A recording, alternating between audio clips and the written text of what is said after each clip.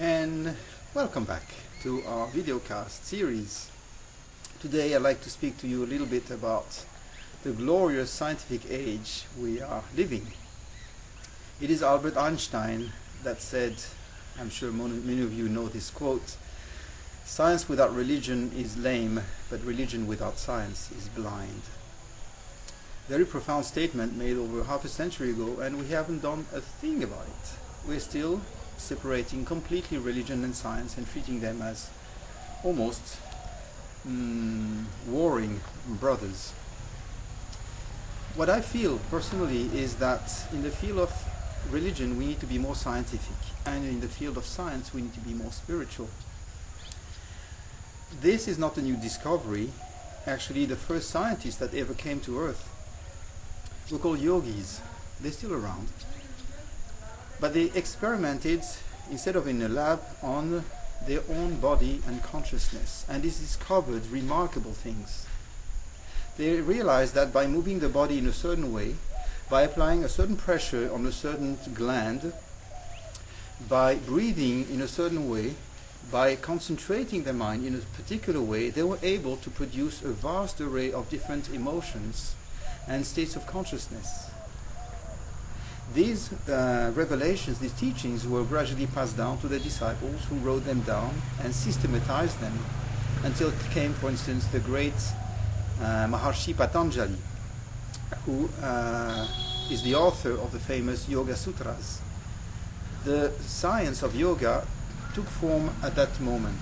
It existed forever before, but it really took form when Maharishi Patanjali systematized these teachings in the form of sutras. Sutras are very short, concise little formulas that are designed to be memorized. They're not so easy to understand because they're extremely condensed form of teaching.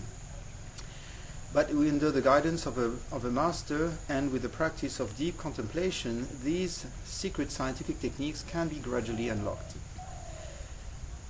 The science of Kriya Yoga is the direct inheritor of this tradition of systematizing scientific discoveries and applying it to the body, the mind, the consciousness, and examining the results and showing, look, if you put your mind to this, you put your body in this posture, if you hold this state of awareness, if you lead your life with this kind of principles, if you choose this kind of food, this is the result you can expect.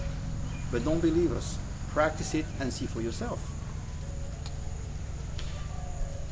Centuries later, the new scientists, the ones with the white lab coat and the little rabbits in the cages, started to discover, ever since the 1930s actually, that yes, there's a profound relationship between the way we hold our body, the way we eat, the way we live our life, the way we rest, the way we enjoy or not enjoy life, has a profound effect on stages of consciousness, on health, and on communities. These studies, these experiments have gradually taken on even a greater scope when they started realizing that consciousness is actually not limited to one brain. The mind is not the same as the brain. The brain is a transmitter of energy called mind, but the mind extends farther, much farther than the brain. And this mind is actually the same that is vibrating in other people's brains. But the individual brain colors it, gives it a particular agenda. And that is why we start losing a little bit the commonality of life. And we start separating ourselves and creating a lot of chaos for ourselves. Because we're not realizing, I'm the same mind. It is just projecting a movie that is slightly different in my own brain. For instance, four friends, and go to see a movie. And one is crying because he finds the movie really emotional. Another friend is laughing because he's thinking, this is really funny. It's the way they're portraying the situation. A third one is bored, stiff, and the fourth one is just peacefully contemplating. Then they come out of the cinema and they compare the experience. And they realize, we've seen 4 different movies. 4 different reactions. Why? Because their consciousness has been activated in different way under this stimulus. This projection of light on the silver screen, these sound waves coming out of some speakers, this experience they shared was completely colored by their own material, their unconscious material. And this is why we go through life with a very rich diversity and variety of experiences and a lot of misunderstandings. So to have different brains coloring this unique consciousness is good because it provides the variety of life, the beauty of creation. If we are all always attuned to exactly the same frequency, well, creation would stop pretty quickly.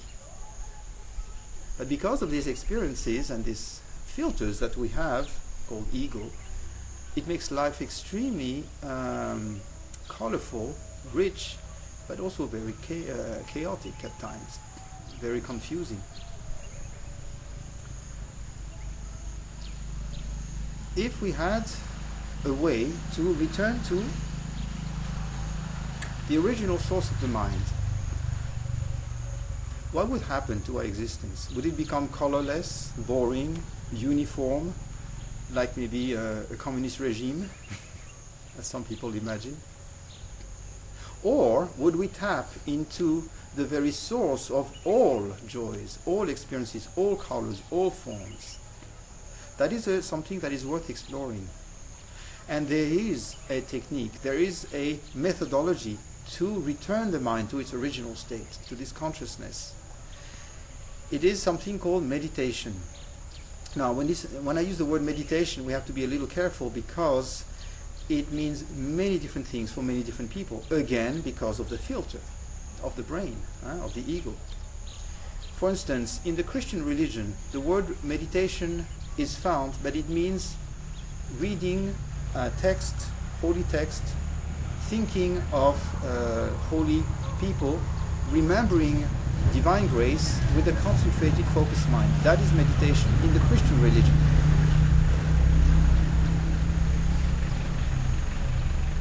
If you go to the East and you listen to people talking about meditation, you quickly realize they're talking about something entirely different. Meditation means no mentation, no activation of the mind.